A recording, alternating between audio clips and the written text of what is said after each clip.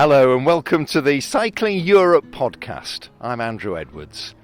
I'm just going to pause there for a moment to let that name sink in because it's still Andrew, but it's just a different Andrew. And the reason is quite simple, actually. We're standing in a park in Leeds on a beautiful spring day with Andrew Sykes, who you'd normally be listening to. How are you, Andrew? I'm very well, thank you. Thank you for doing this. This is slightly odd. This is your podcast. It is, but it would be even more bizarre if I was asking myself the questions. So thank you for agreeing to do this for me. A great pleasure. I spent 30 years as a presenter at BBC Radio Leeds, and Andrew and I have met on a few occasions, actually, but the boot now is on the other foot, except it isn't really, because then I was asking the questions, and today I'm asking the questions. I'll let you explain why you're not hosting your own podcast today. What's our conversation about? Well, as many people will know, if you're a regular listener, back in 2022, I set off on a fourth long trip around Europe, which I have now called Le Grand Tour. And the book, which I've written, the fourth book, will be published on the 1st of May. So, in fact, by the time you're listening to this, it may well have already been published. And hopefully we're going to have a chat about that particular journey and what led up to it and whatever else comes up. Well, right on cue, look, beautiful bench in the sun. Yep. In West Yorkshire. So let's just sit here and talk. Well, the missing element here is a bike leaning up against the back of the bench, really, isn't it? It is indeed, yes. The key thing, well, not the key thing, but one different thing about this particular trip was the fact that I got a new bike. So whereas the first three books were all subtitled on a bike called Reggie, this one is now on a bike called Wanda. I think we'll do a proper introduction for the missing Wanda today, a little bit later, because yes. We've both met up on foot today. So let's just go right back to the very beginning. How come, well, cycling and you, before we even come on to writing. So when did you and cycling first meet? Well, I've never not been a cyclist. I've always been a cyclist. I can always remember having a bike. I can remember my father taking me out into the field behind the house and actually falling off numerous times, like everybody does when they're learning to ride a bike. And I had a bike all through my teens, and I think the key thing was, in terms of cycling, after I graduated from university, I went to live in London, and I never bought a bike. Sorry, I never bought a car, because living in London, cars are a distraction, if to say the least, and they're not very convenient. So I never bought a car, and it wasn't until I was about 31, 32 when I started teaching I actually got round to buying a car. So it was never in my system to automatically think, I've got to take the car somewhere. It was always, well, I've got a bike. But it wasn't until much, much later, we're talking now 2010, that I first set off on a very long distance ride, and that one was down to Italy to see a friend who'd bought a house down there. You studied, I know, maths at university, but you ended up as a languages teacher. Yes, and I suppose the fact that you can talk, not just in stumbling schoolboy French, but in proper French, for example, that must have made a difference. But deciding to write about it as well, I remember speaking to you many, many moons ago when you'd first done a mad adventure. And I remember at the time saying to you, how good are you actually on the mechanics of the bike? Because I've always, I can't even still remember their names. I remember I rode a bike from being a kid, and I was like the simple pumps on a bike, and then you have the silly fiddly ones with the little sticks coming out which you bend with your pump, and I thought, he looks a bloke a bit like me. Are you any good at bikes? Not really, no. I mean, I do like bikes, and I like them when they're nice and shiny and new, and I like cleaning bikes, and I like the effect when you've kind of cleaned your bike and you think, oh wow, that's a very nice machine to have. But if you ask me to even think, I hate to admit this, but even simple things like changing the inner tube, my heart would sink. And I thank the people at Schwalbe, the people who make the very robust I've marathon got tyres. their tyres on my bike too, and that's just for commuting in Headingley and Leeds. The people, they should win awards for what they've done, because in the 4 long trips around Europe, on their tyres, and we're talking now here 20,000 kilometres, I've had one puncture, and that was at the beginning of the ride in 2015. My heart sank at that moment, because I could see my front tyre deflated, and I thought, oh God, this is the moment. But that's the only time I've ever had to change an inner tube. But it extends to the rest of the bike. Does it interest me, the technicalities? It does to a certain extent. The roll-off hub, for example, I'm not sure if you're familiar with... You'll have to tell us. I'm sure a lot of our listeners are. Well, a roll-off hub is, again, another German invention, which is an internal gearing system. A bit like the Sturmey Archer system of 30 years ago, but brought into the 21st century. And it is a beautiful thing. I've seen one of them cut in half. And all the cogs inside, it's like a Swiss watch. But if you actually ask me to either explain how it worked, or, God forbid, mend it, or even fill it up with oil, I would be flummoxed, to say the least. That's so reassuring. That's just wonderful. So we've established that you like bikes. You like the stuff of bikes, as long as you don't need to really get your hands dirty, mending them. There's a wonderful moment in this book where you come across a pump in the great outdoors, but it turns out to be a pump on pan, if I remember my French correctly. Yeah. That was down the. I think that was in the Rhone, wasn't it? And it. I rest assured I can pump a tyre up, but this machine, I think I did more damage to the bike than actually any good by doing something, because after that moment, the front tyre, it just seemed to have a permanent, slow puncture that I managed to get back to Britain eventually. It's brought bad memories back, I can tell looking at it. Yes. So we've established that you've loved bikes really since you were a kid. Mm-hmm. What about the writing? What made you decide? And in a sense, I suppose the bikes and the adventures, the madness of them, they somehow, and the books, i.e. writing about them, have somehow all come together, haven't they? They have. It's a specific moment, actually, in terms of the writing. I originally got the idea to go off and cycle to Italy. I did the journey back in 2010, and the idea for doing that was in 2008, because it was the Beijing Olympics. It was a summer, and as a teacher, obviously, you get the long summer holidays. And I was watching the Beijing Olympics, and the first event was the road cycling, and it all looked very exotic. It was chucking it down, very, very wet. You're from Ellen, you're used to chucking it down. Exactly, yeah. But it just, I thought, God, that would be really exciting and adventurous, exotic, to go off and cycle somewhere. They had the Great Wall of China, and obviously, I thought, wow, that would be a real adventure. And I thought, perhaps I should try and emulate something. Now, clearly not the Olympics. I was never in a position of being an Olympic athlete, but I then came up with the idea. As I mentioned earlier, I've got this friend who I did meet actually for 2022. He crops up in this book as well. Him and his wife had just bought a property in Puglia in southern Italy. He was a teacher at the school where I was working, and I thought I could cycle there. I could cycle there down there to see him one summer, and I reckon I could do it in the 6 weeks of the summer holidays. And I didn't tell anybody. I set up a website, and it was all kind of in secret, although Basil's wife, Liz, she did one day say to me, because I hadn't even mentioned it to them, that I was going to turn up on their doorstep in Puglia. Imagine if they'd come back to the UK and you turned up. well, Liz said to me one day, she said, Andrew, because she knew I was into the cycling, and she said, Andrew, do you know there's some bloke who lives in Reading? She must have stumbled upon the website.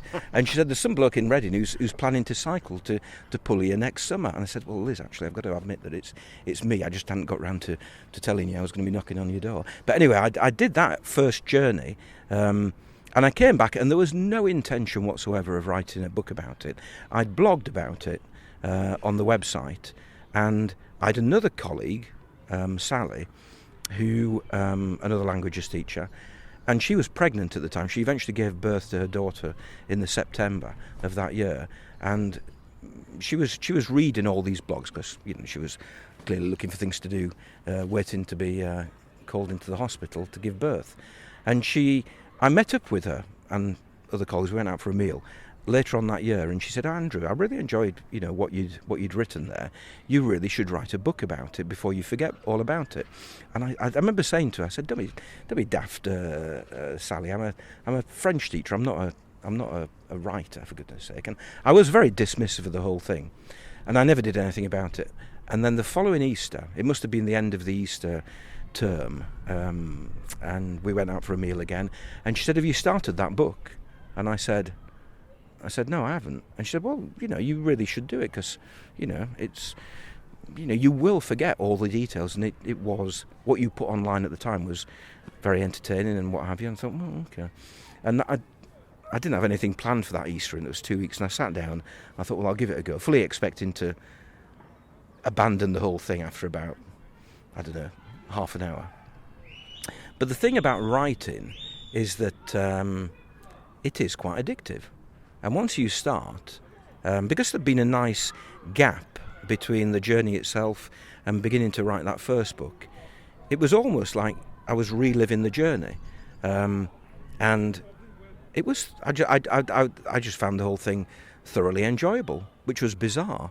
Because I'd never done anything like that before in my life. And sparing your blushes, I find it very enjoyable to read what you've written as well, and I don't need to do the pedalling, and I don't need to worry about finding a campsite that night, so I don't get the nice French wine and the wonderful hospitality you come across. This is Andrew Sykes on his own podcast, Cycling Europe, but it's me, Andrew Edwards, later the BBC in West Yorkshire, asking the question today, simply because you thought it'd be a bit odd to talk to yourself for an hour, basically. Yeah, that would be a bit crazy. It would be a bit weird. Yeah. Now, let's just talk about bikes then. So you have been on 3 mega trips, really. They are mega trips. Four now.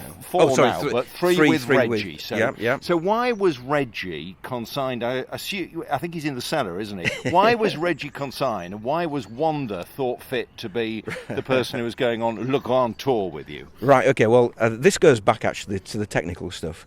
And when I bought the original bike, it was a Ridgeback Panorama, which is a very popular bike for cycle touring.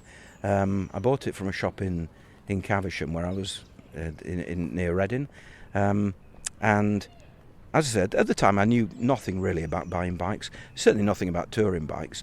I did some internet searching and what have you, and I thought, well, that seems like a reasonable bike to buy, and it was a good bike. But I did almost immediately start tinkering with it, and I changed the handlebars, I changed the gears, I did various other things to it, changed the saddle.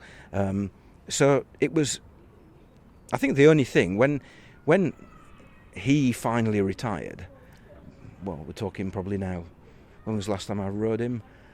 3, 4, 5 years ago. Does it feel slightly odd saying yes. The last time I rode him? Well, absolutely, and the kids at school, they just think I'm bonkers, but there we go. But by the time he retired, basically the only thing that was left of the original bike was the frame itself.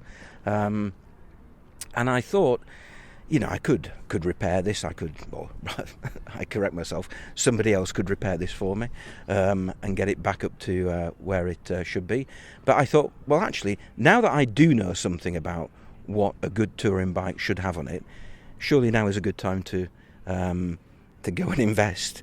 And it certainly was an investment, thinking in terms of the price I paid, in a new bike, when actually I can say to the bike shop, this is what I want, this is what I want, this is what I want, and they can actually give me what I need. And the first shop, or one of the first shops I went to, I think you know it well because you've been there for your radio show, is Woodrup Cycles in Kirkstall. Brilliant. With a great history and have made bikes. Yeah. And there's so much history there and generations of the same family. Fantastic place. Yeah, and there are lots of these small outfits throughout the country who do make bespoke bikes.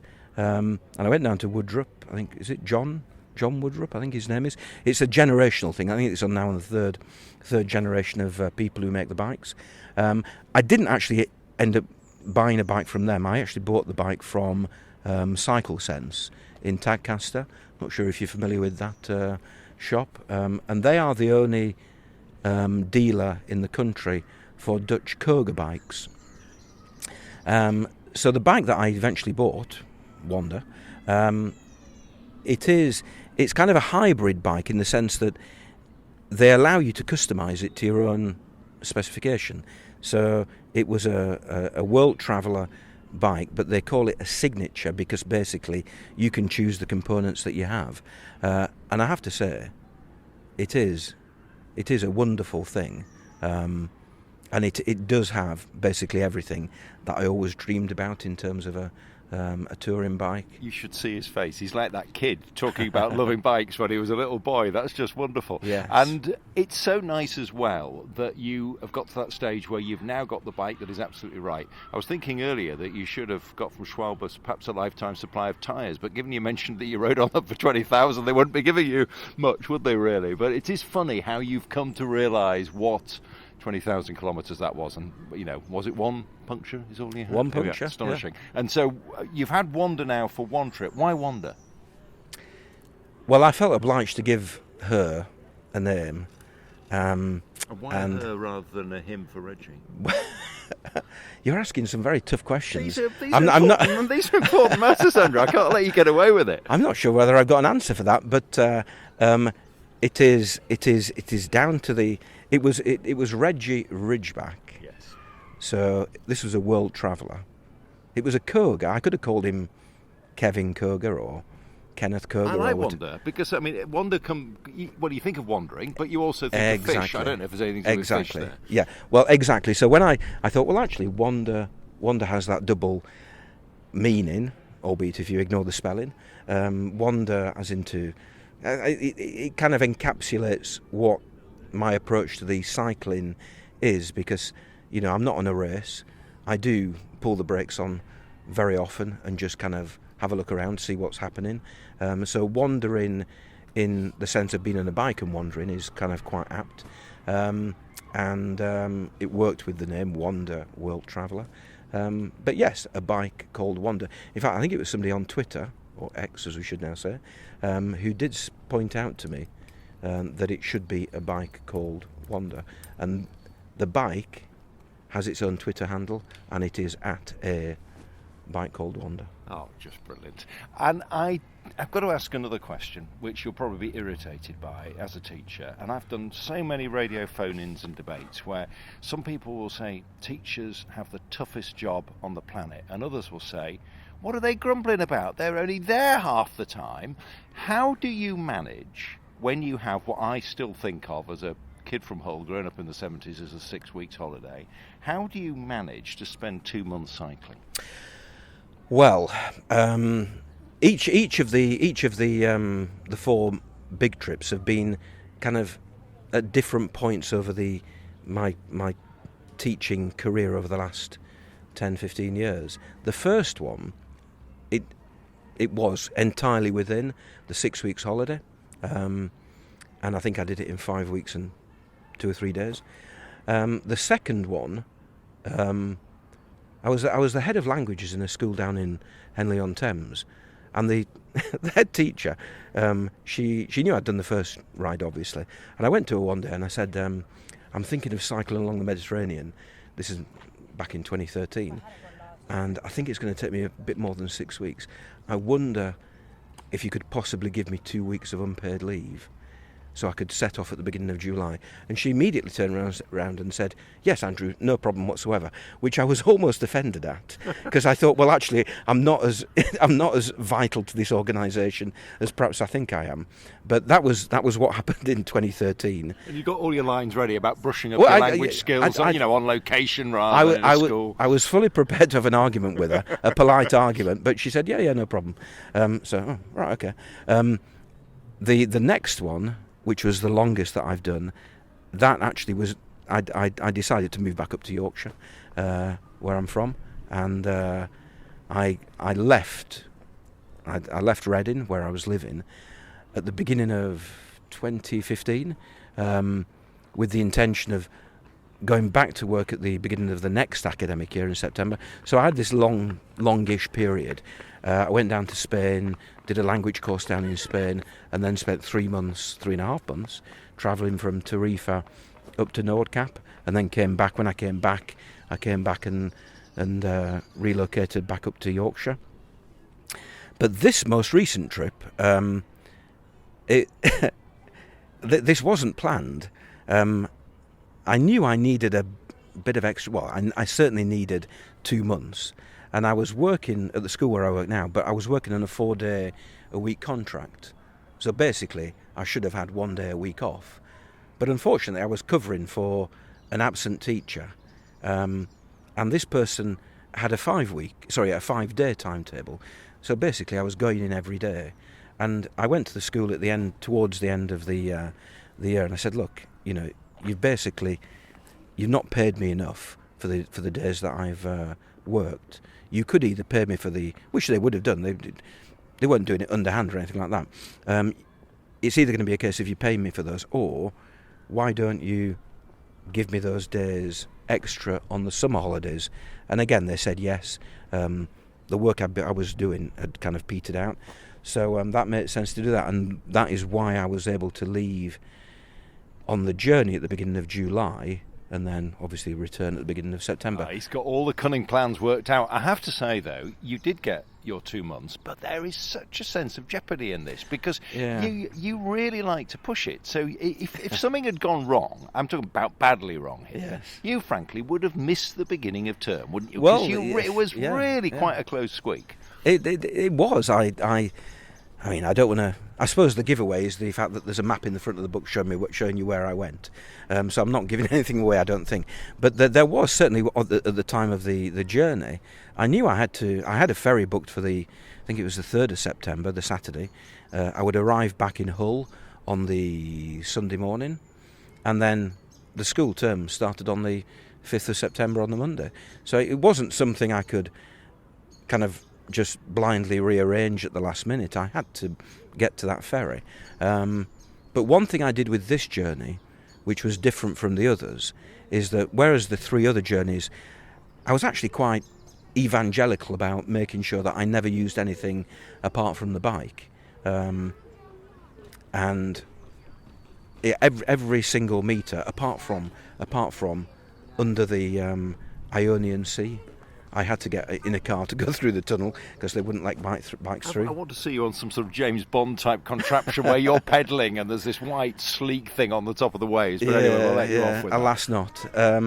Not. But for this trip, when I sat down and I thought, right, I've got 2 months to do it. It's 5,500 kilometres, and I thought, I can't do it. I physically, it would have meant an average of 110 plus kilometres per day, which I had just about managed in 2013, cycling along the Mediterranean. But I was knackered at the end of that trip. You're a younger man by now. Exactly, yes. And we'll explain actually how you did the extra bits of transport in a second.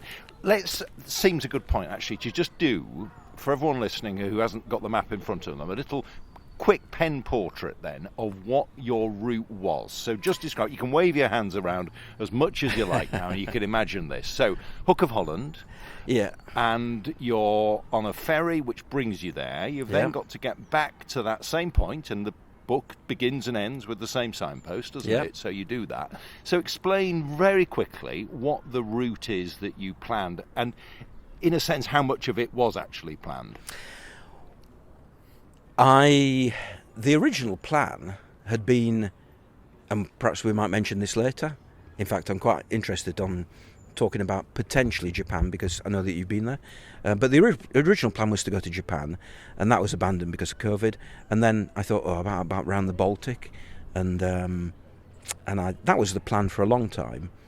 But I just wasn't getting excited. The thought of spending 2 months in the summer, being in predominantly cold climates, and I thought, could I do that? And I really wasn't getting enthused about it at all. But I had this ferry booked to Rotterdam, to the Hook of Holland, and I thought, well, instead of turning left and heading for the Baltic, why don't I turn right instead? So, and I looked at the map, and I was aware of various named routes that I could potentially follow, and over the years, people have assumed that I'm an expert when it comes to cycling in Europe. I'm not. And there are lots of iconic routes in Europe. that I've never cycled, and I thought, well, might this be an opportunity of actually filling those gaps of my knowledge in? So basically what I decided to do was head down the coast as far as Dieppe. Now, the southern portion of the Avenue Verte to Paris goes from Dieppe down to Paris, so that I could take that. Then there was another named route which would take me up to Mont-Saint-Michel, cycle through Brittany, and then I could pick up the northern half of the Vélodyssée in Brittany, cycle down the west coast, and basically to the point where I'd cycled in 2015 in the Gironde estuary, and that point turn and go down the canals, the Canal de la Garonne and the Canal du Midi, down to the Mediterranean, along the Mediterranean, and then up the ViaRhôna, which is a cycle route that unsurprisingly follows the Rhone, into Switzerland, over the Alps at the Furka Pass, and then down the Rhine, which would take me all the way back to the Hook of Holland. And that basically, I didn't really do masses of planning because I had the beauty of just being able to follow these routes along the way, and most of them were, well signposted, so it wasn't a difficult technical challenge in terms of finding my way. Well done on minimal gesticulating there, because I should say, if you can hear noises in the background, we're sitting in a park in Leeds. I'm Andrew Edwards. Guest appearance on the, well, we now know to call it I'm Not Really an Expert on Cycling Europe podcast, because that's what he's just admitted. But Andrew Sykes talking about his latest expedition, and more particularly his latest book, which is Le Grand Tour.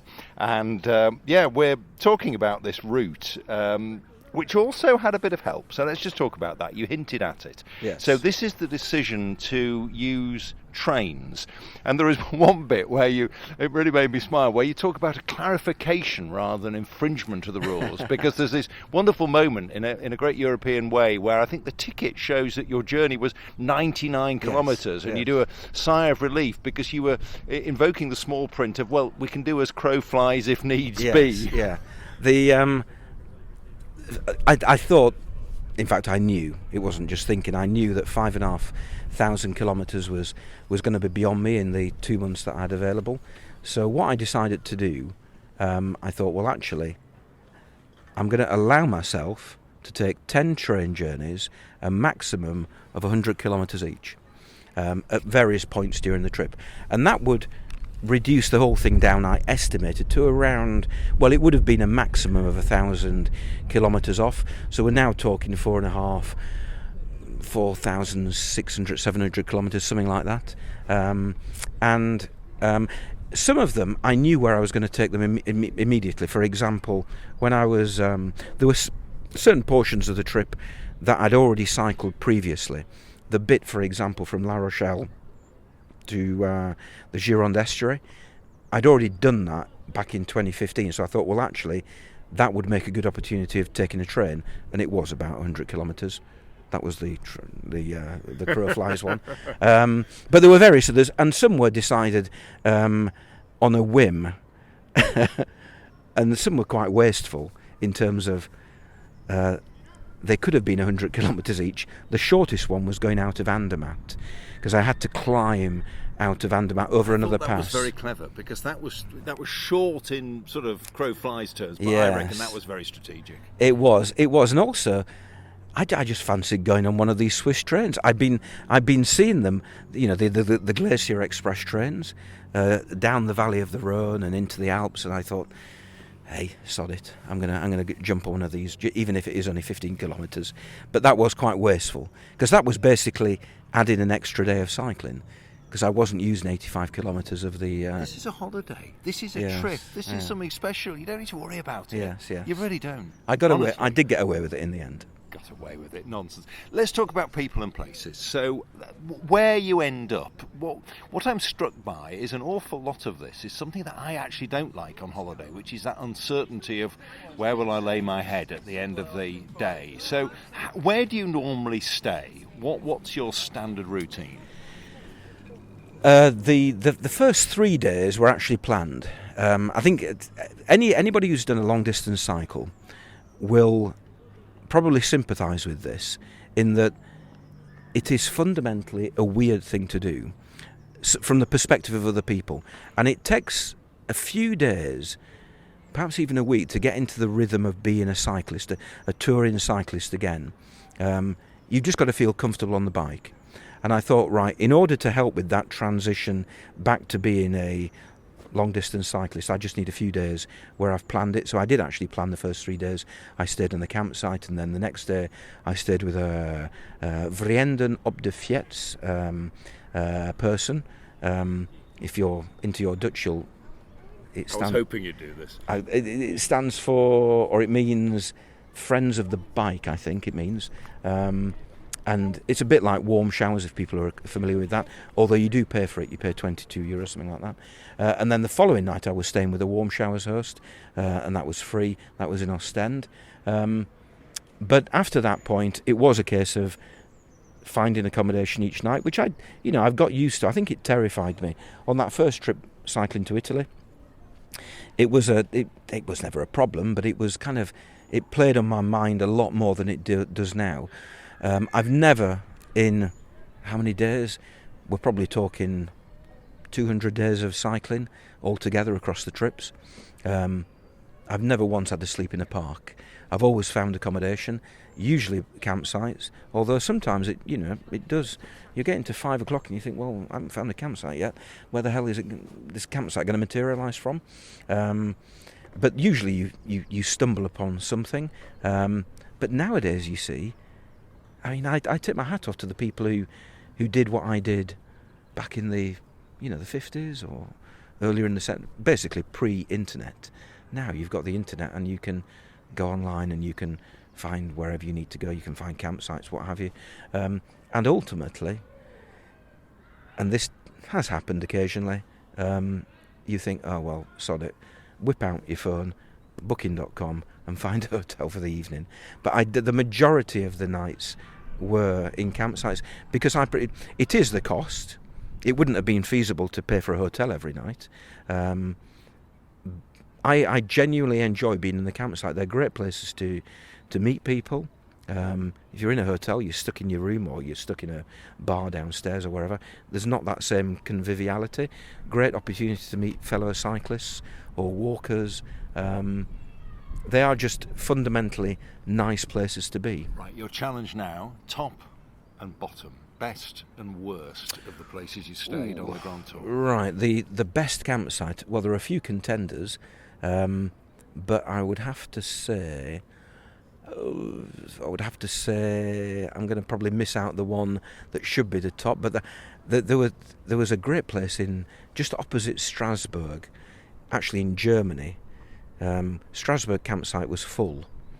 I rang them earlier in the day, and I didn't even get to the question, is there any possibility of saying? The woman just said no, and put the phone down.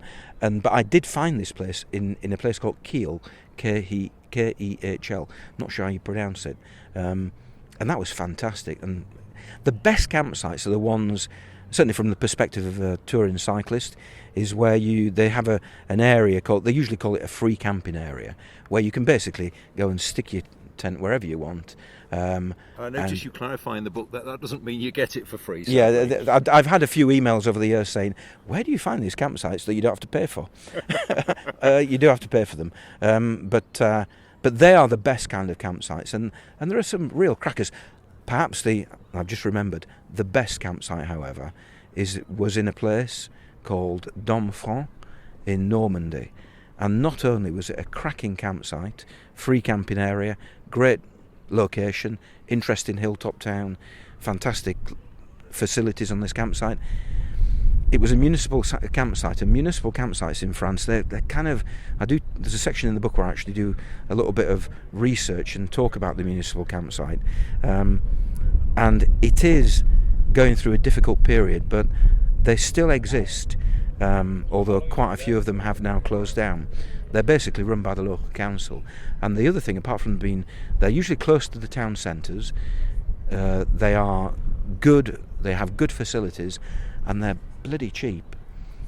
That's the Yorkshireman's the one in Domfront in 2022 cost me €4 to stay there, which I think is unbelievable. He's basking. He's puffed his chest out like a sort of peacock at that, just at the sheer pride of having stayed for €4. And I make the point of that evening, after I erected the tent, I did climb the hill to the hilltop town and sit in a bar and had 2 beers, and I think within half an hour, I'd already spent 3 times as much as I spent on the accommodation for that evening. Lowest point?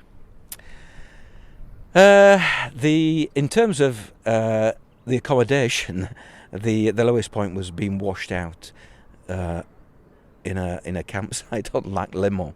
But looking back, I mean, that was a comical. It's not comical at the time, but with the writer's hat on, you are grateful for the bad things to happen, because they give you something to write about. But that was a horrendous night.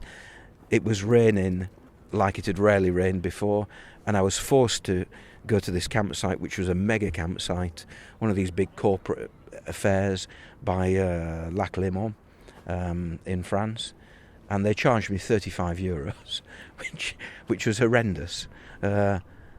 And I put the tent up, and there was literally what's that, 20 centimetres in the deep end, because it was on a slight slope, and that was a low point. But yeah, it makes easy something to write about in the book. He thought, all right, well, I've got a good episode here. We'll come back to people, because you met some wonderful people on this trip, but let's just talk about high points and low points of a different kind, because actually you were looking forward to something that I remember really well. Many, many moons ago, my other half and I had a trip to the south of France and visited a number of places that you visited. A very nice sweet wine for a place called Frontignac, or Frotting, something like that, I remember. Yeah. And we went on a trip on the Canal du Midi. And this was pre our daughter arriving in the world, so it was not in school holidays. And we found that we were on a fully booked trip on the Canal de Midi, us two, and the rest were 2 coachloads of French pensioners. And when we went on this nice poutle along the canal, we got to the point, lovely canal side restaurant where we were having the meal, and they charged off as if they had never eaten before, and they jumped at the tables, and we had just sauntered off, not realising this was about to happen, and there were no 2 seats together, so we were left with just 1 seat on one of the long tables and 1 on the other. And the chap who was running the restaurant and his team of women took absolute pity on us and told them how rude they'd been and how inhospitable they were, and then made a huge show of setting a table out for us, which they decorated with a proper tablecloth, and then made a point of bringing twice as much food for us and free wine so that we could sit and look at them, and they all learnt a lesson. So that was and I still smile at it, Canal de Midi memory. You were really looking forward to the Canal de Midi, and it turned out, and there were compensations, and we'll come on to those, but it turned out actually to be quite disappointing for a number of different reasons. Yeah, the Canal du Midi, I mean, I think Rick Stein has a lot to answer for, because he went on a boat along the Canal du Midi, and I think he was the one who really popularised it in terms of popular culture in Britain, certainly, and it's got a mythical air to it. The Canal du Midi, it's a southern France, the cicadas, the beautiful landscape, the foothills of the Pyrenees in the distance. It's a very old canal, built back in the 18th century. I didn't realise how old it was until I read your book. It was, this chap called Pierre-Paul Ricard was an engineer, and we're talking back in the time of the kings and queens of France, and it was the king who gave permission for him to build the whole thing, and it is a beautiful thing. That was a wonderful bit where he actually carried on, even though he knew that he shouldn't have been. Blasted through a hill, and then waited to be told that he shouldn't have been doing that, and said, we seem to have done it anyway. Yeah, there's a moral there forever. There's all, I think. But it is a beautiful thing. You can't deny it is a beautiful thing. But the problem is, it's a beautiful thing if you're actually on a boat. If you're on a bike, I would question whether it is such a brilliant thing to do. Now, I'm sure there are people out there who are thinking, what's he talking about? I went on the Canal du Midi, it was fantastic. It has its moments, and there are sections where it is tolerable from a cycling perspective, but there are big sections of the Canal du Midi which are very, very difficult to ride, simply because of the terrain of the towpath. And in fairness to the people who built they didn't build it for people like me to cycle along 200, 300 years later. They built it for horses to pull the barges along. Again, in fairness to the local authorities, I think it's most of the Canal du Midi is in the Tarn département, and they really make no effort to encourage cyclists. There are no signs, or very few signs. They really don't want cyclists there, and I think they recognise that if you want to go on the Canal du Midi, go on one of the boats. And there is a sad story about the Canal du Midi in that a lot of the plane trees that line the route, which were put there in the 19th century to stabilise the banks and also provide shade, they were diseased it was actually American soldiers apparently who brought a disease over from America in their ammunition boxes during the war, and this has spread to the trees along the route of the Canal du Midi, and a lot of them now have to be removed. And you don't have that for long sections of the Canal du Midi. It is brutal, because not only are you contending with quite difficult terrain, but you're also in direct sunlight. There was one point where you're right, actually. I think that I'd have traded basically smoother surface under my wheels for the blistering heat. Yeah. I mean, it became a bit of a battle, didn't it, at times? Yeah, and ironically, ironically, in some of the sections where they have had to remove the trees, those are the parts where they actually the towpath is of better quality, simply because they had to improve it in order to get their machines on to remove the trees. So go back in 2060, and the new trees that they're planting will hopefully have grown. And that's when Andrew Sykes would have written his 14th book about taking some mad long tour. This is the Cycling Europe podcast. Andrew Sykes usually would be hosting, but today he's asked another Andrew. I'm Andrew Edwards, spent 30 years at BBC Radio Leeds, and I've met Andrew on a number of occasions, talked about a number of things, including cycling, and what a pleasure it is to be sitting on a spring day in a park in Leeds near my home, talking about cycling and the Grand Tour, which is your latest trip, 2022, and your latest book. Let's talk about the very big upside, because actually you've mentioned a route that is named for one of the world's great rivers that turned out to be fantastic, and I think you really love this side of it. What am I talking about? Yeah, the ViaRhôna. When I was planning the trip, in inverted commas, to the extent that I did plan it, I knew of the other routes, the majority of them. I knew the Vélodyssée, I knew of the Canal de la Garonne, Canal du Midi, the Rhine later on. I can't, hand on heart, I don't know whether I'd heard of the ViaRhôna or not. I'd heard of the Rhône, of course, but not the ViaRhôna, the cycle route. And I thought, when I stumbled upon it, I thought, well, actually, that's quite convenient, because that basically will get me from Sète, which is where the Canal du Midi finishes, up to Andermatt in the Alps, which is where the Rhine cycle route starts. That's rather convenient. So, but my expectations of it were very low. I just thought, well, it's just going to be, you're going through the Rhone Valley, a nice valley, nothing too spectacular. But it turned out, I think, to be the highlight of the whole trip. It's the facilities are fantastic. They've really gone out of their way to invest lots of money in that route. Interesting places to visit along the way. Beautiful scenery. If you're into your bridges, it's the place to go. If you're into your bridges, don't go to the Rhine, because the Germans, they don't seem to like bridges. There aren't that many bridges over the Rhine. But the ViaRhôna and the Rhône itself is bridge heaven. Some beautiful, beautiful bridges, including one particular one, which was at a place called Roche something, I've forgotten the name of the place, but a beautiful footbridge which has been repurposed. It has a long history of being destroyed several times, but they've now repurposed it as a cycling and walking bridge, albeit a cycling bridge that you're not supposed to cycle across. But when I did it, it was 8 o'clock in the morning, so I thought, well, what the hell? No one's watching. Yeah. I'll get away with this. This seems a good point for me to ask you what I'm slightly in awe of, in a way. So you go on a mega trip, you're you have your loose plan, but you know where you're going. You end up having to take notes. You do podcasts. Mm-hmm. You've now got a drone that you send up, so you can do all of that. Yeah. How and when and where do you think of all the different bits? I know you're on the bike a bit, and I know obviously you're a guy who likes history, and you'll sit in a restaurant, you're somebody who'll chat to people, but how do you pull the whole thing together?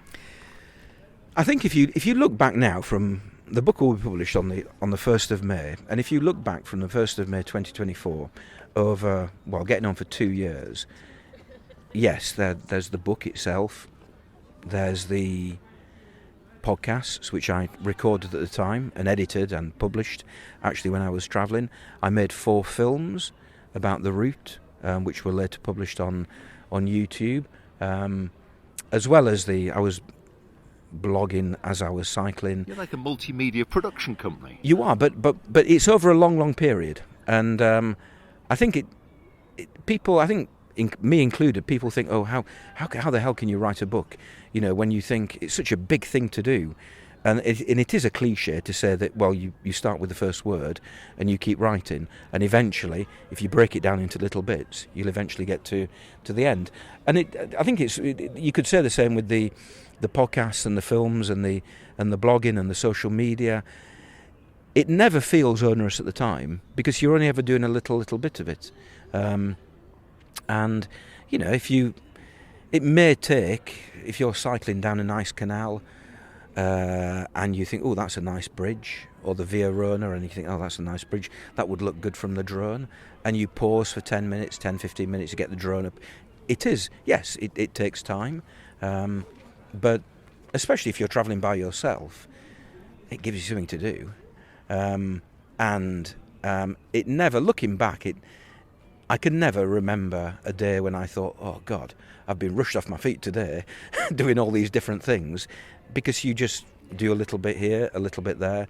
You get to a campsite in the evening, or your hotel or a restaurant or wherever, and you sit down, you think, right, okay, I'm going to type out on my phone what happened and stick it on the website. And you know, it is a nice existence. And I have to say, dear listener, he does give himself a day off every now and again. And actually, you mentioned Italy. You did meet up with friends in a place that I remember on the same. We had several trips, my other half and I, down to sort of southwest France, a place called Pesnaz. Yes. Did you watch the BBC programmes back in the 80s? That didn't ring a bell. You mentioned this. These were language programmes that were filmed there, apparently. Yes, I remember watching À vous la France.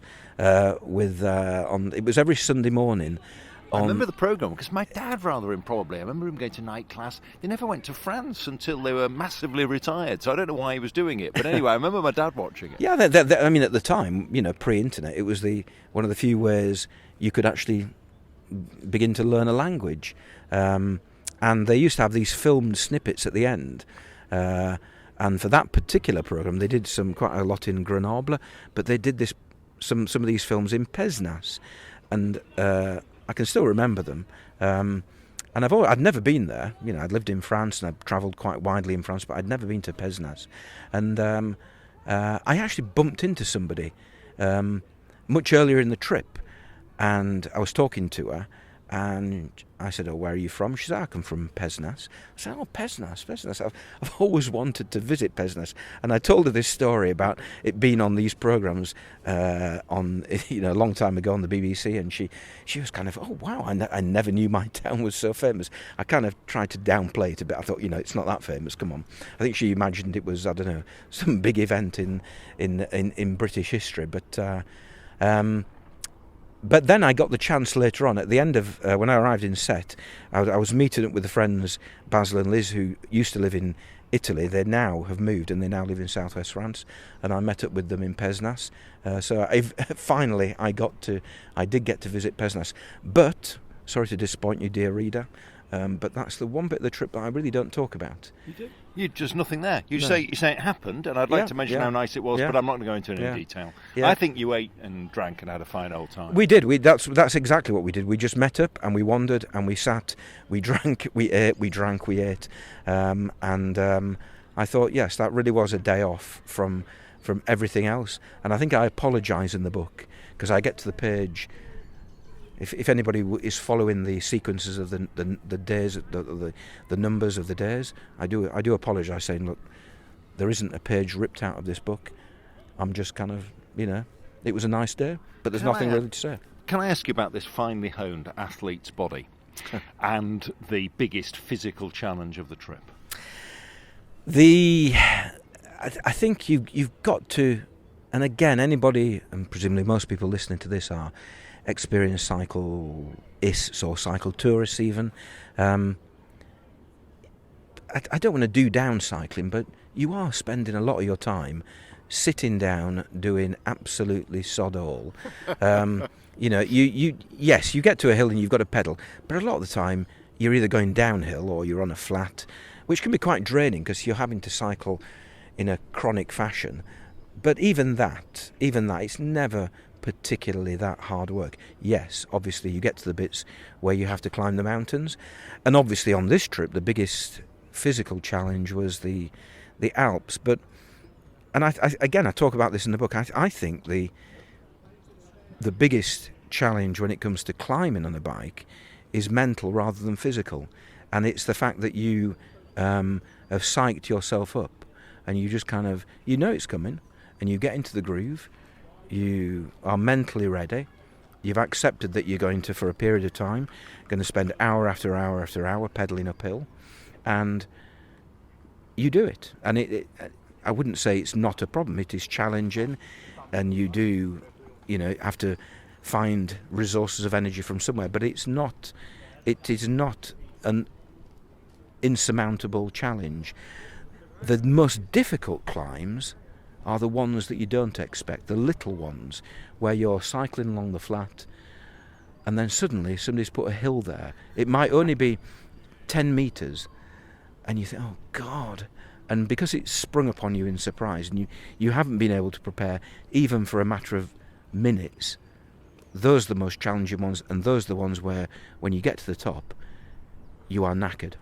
And finely engineered Swiss trains do help with climbing the Alps. And you did see Mont Ventoux, which brought back memories of climbing up that. There was one day you talk about where that was in the distance. Let's talk about some of the people you meet, because this isn't just about places and lovely bridges and the occasional glass of something. It's about the people you meet en route, most of whom you meet accidentally en route. It's the happenstance. Yeah, I did meet a few people who I'd met before. For example, Basil and Liz, and then I met a German friend in Lake Constance, the Bodensee. But most people you meet for the first time. Now, the accommodation sharing website, Warm Showers, which I've used for many, many years, is fantastic.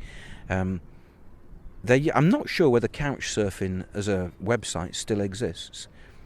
I've never used it, but it was kind of a big thing 5-10 years ago.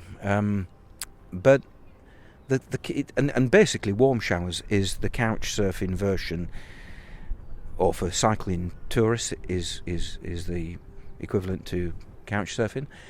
But the thing I imagine with couch surfing is that you don't automatically have anything in common with the people that you're visiting, whereas with Warm Showers, people put themselves on the Warm Showers website because they have an interest in cycling. It might only be a fleeting interest. Some of them are not long-distance cyclists. But you automatically have that one thing in common. And I think that's quite important because it's easy to talk to them. You're only with them for a relatively short period of time. It's not as if you're staying with them for a week. And you do have something to talk about. And I think it's great because you get to know, you can stay in a hotel and you can wander the streets and you can look at pretty things, but you never actually get to know a place properly until you actually speak to the people who live there. And that was particularly the case when I went to Paris, and I stayed with a chap called Mizu, who lived in a tiny little flat in the Marais district, which is right in the centre of Paris, just to the north of Notre Dame Cathedral. If you'd stayed in a hotel in that area, God knows how much it would have cost you. We would have been talking hundreds rather than tens of pounds. But he was such a nice man, and we went on a wander around the Marais district, and I don't think I've ever been to the Marais before, but it's a really interesting, the kind of the equivalent of Soho in London, very diverse population there, very gentrified, but you've still got a lot of people who have lived there for a long, long time. And it was fascinating just listening to him talk about his area, which he clearly loved, and in fact he was quite defensive about. But it's that kind of experience that you think, well, this is what makes the trip. It's wonderful. We'll talk about how you can get hold of the book and perhaps what the future might hold, but I don't want you to do your Edith Piaf performance. People in the park might be a bit distressed, but regrets, do you have a few on this trip? I wouldn't. There's nothing I necessarily regret, because it goes back to what I was saying earlier. The bad things that happen, they do make good stories, looking back. And there's nothing where I look back and I think, I really wish that didn't happen, because I think, well, I'm quite glad it did, because it makes a good story. There are exasperating moments where my pet hate is campsites that don't allow tents, and there are a few. Yeah, exactly. I've just done that. What? Yeah. There are a few, and there was one before the swimming pool in the tent incident in Lac Léman. There was another campsite just on the opposite side of the road, and I went in there to begin with, and I said, "Oh." The woman was very nice, and I said, "Oh, can I stay here?" And I was very, very wet already because it was chucking it down outside. And I said, "Oh, I'm so relieved to be here. Can I stay the night, please?" And she just looked at me, and she was very apologetic. She said, "I'm sorry, we don't accept tents here." And you think, for goodness sake. What did you need? One of those gleaming buses? Yes, or a static caravan or whatever. But so they are my pet hate, and I do occasionally come across them. There was another one in northern France, and again, it was one of the days where I was getting right to the end of the day. It was about 6:00 in the evening. I thought, oh, finally, I found a campsite. Went in, and I went to the bar, and they just looked at me as if I was a bit strange when I said, well, I've got my tent. And they said, well, it may be a campsite, but you can't stay here because we're just for caravans and what have you. So there are exasperated moments, but I think the wow moments far outweigh the exasperating FFS moments. And there always, when you're travelling, are a few FFS moments. Yes, What's the wow moment? If somebody said, "Oh, come on, Andrew, I've only got 2 minutes. You're standing, I don't know, before a next session of teaching at school, and somebody says you've just had this trip. What was the real wow moment? What was it?" Well, there are a good number. I think physically the biggest wow moment was coming across something called the God, I've forgotten what it's called. Big mountain in the Alps called the Colombier. This great mound of rock, which is kind of almost hidden because the Rhône gets very windy as you're approaching the Alps. So things tend to be hidden behind other mountains. And I remember coming across La Colombière, which people will know from the Tour de France because it's one of the climbs. But you see, it's just this great big rock in front of you. You think, wow, that wasn't expecting that in the least. But I mean, the another wow moment was, and I suppose they're even better when you don't expect them. There's a town. There are lots of nice towns on the Rhine, and the Swiss and the Germans have done a very good job in terms of preserving them and rebuilding them when they've been damaged. But there's a town in Switzerland called Stein am Rhein. I don't know if you've ever been there. It's just to the west of the Bodensee, and it is the most stunningly beautiful town centre. All buildings around a triangular square, if that makes any sense, and these frescoes painted on half-timbered buildings, just stunningly beautiful. And again, I'd seen lots of pretty Rhine towns by that point, but I thought, wow. Stein am Rhein. That's going to be one on my list. It takes me back. I remember going to Bodensee and stayed when I was doing my German A-level with my mum's pen friend Doris Herrer and her family, and they took me down on a trip, and I love the food down there, that mingling of German and Italian. Yeah. Anyway, that's a whole other podcast anyway. Yeah. So, the book. it must feel like this is like the publicity tour. Talking to me about your book, this must, is this the good bit at the end where it's all done, or? Yeah, it is. It's nice to have finished it, and it is not. On this podcast, I've talked to many people over the years about their own books, and this will be episode 78, I think. But it's the first one really where I've had the opportunity to talk about my book. And it is nice. It is nice looking back, and it's nice to have made a record of that journey. And it is nice. It is nice. The feedback I get is nice. You made a couple of positive comments yourself earlier, and it is. I'm not looking for adulation, but it is nice engaging with people who are interested in what you've done. You're very good company, if I can put it that way. There will be other people who I guarantee will loathe the book. And I know a certain group of people who might be quite critical of it, but I won't mention that particular group of people because of some of the comments I make in the book. But after the journey of writing the books has been quite an interesting one. The first two were self-published, and this one, the third one was published through Summersdale, now part of Hachette. And for this one, I've gone back to self-publishing, and I feel quite comfortable about that. I think when I published the first two, I was desperate to get published, because you want that kind of recognition that you are doing something which is worthy. And that came with that third book, when that was picked up by a publisher. But having ticked that box, I'm now quite relaxed about the whole thing. And it is just nice sharing. I guarantee, come this time next year, I will be still working at Brooksbank School in Elland, teaching children French and a bit of maths. Which is the school you went to, isn't it? It is indeed, yeah, absolutely. But I'm not going to make my fortune from writing books.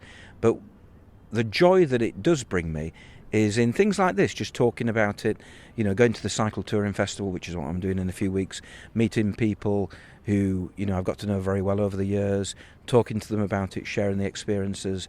I've received, over the years, hundreds of emails, even a couple of letters, from people who've read the book. They're either really into their cycle touring and they've kind of, enjoyed sharing the experience because they can sympathise, but likewise from people who have never stepped on a bike at all, and who have said, I really enjoyed what you've written there. It's, I think the nicest letter I got was after the third book, and it came from a woman who sadly has now died, but she taught me geography at school, or social studies as it then was, and I got this handwritten letter one day, beautiful handwriting. She's called Mrs. Piggles, Mabel Piggles, and that was a really touching moment. And I actually went and saw her, and I gave her a copy of the new book. This is back in 2016, So it's those kind of encounters that, I think if Sally, when she said to me all those years ago, Andrew, you really should write a book, otherwise you'll forget. If at that moment I'd said, "Oh, Dobby, you're still talking nonsense," because I am still just a French teacher, I do wonder what I would have done for the past 15 years. Isn't that wonderful? I've interviewed a lot of authors in my years on the radio, and they all try and shoehorn in a reference to where you can get it. So where can you, Andrew, where? You're on your own podcast talking about your own book, for goodness sake. Where can you get hold of the Grand Tour? Yeah, you will be able to get it, in fact. Is it the Grand Tour or the Grand Tour? It takes me back to the whole problem of knowing what to call the Tour de France / France when it started here in Yorkshire. It is Le. I've purposefully chosen to refer to it as Le Grand Tour, because obviously most of the journey was in France, probably 2/3 of it in France, 3/4 probably in French-speaking areas.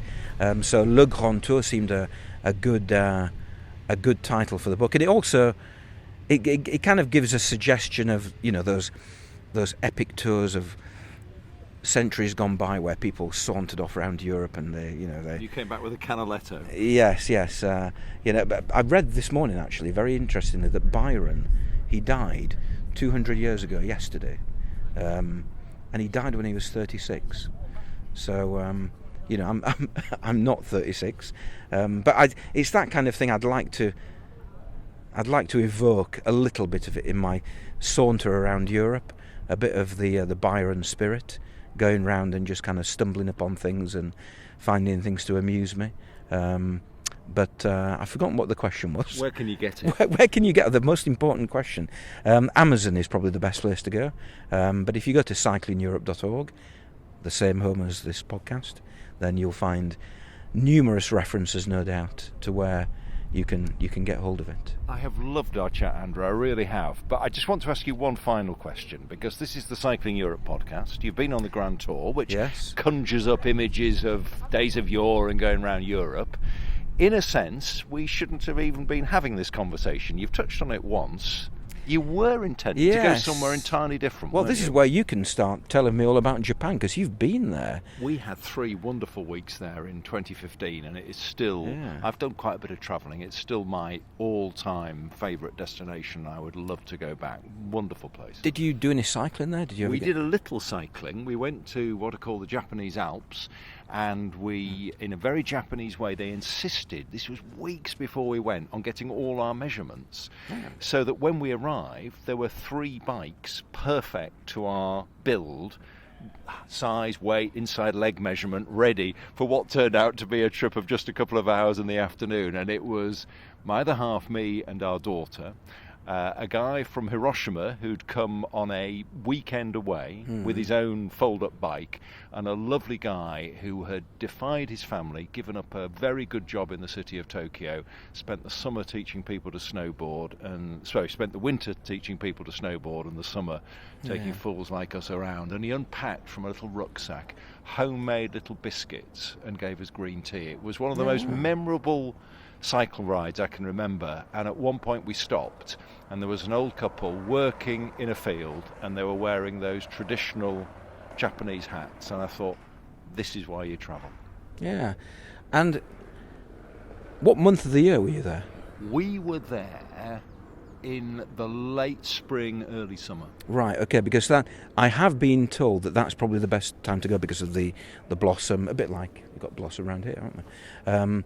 And I would be obliged to go in the summer holidays, which I think might be bakingly hot and rather humid, apart from anything else. Yeah. And my other question would be, how did you cope with the language? The device that you mentioned in your hand, which has transformed cycle touring, was our absolute saviour, because you're right, there's not a lot of English, particularly on the signs in Japan, but having Google Maps, frankly, which meant that you're dealing with public transport, which was a dream. So we had a Japan Rail Pass, which meant as long as we could get on any train, but the Shinkansen, the bullet trains, you had to book in advance.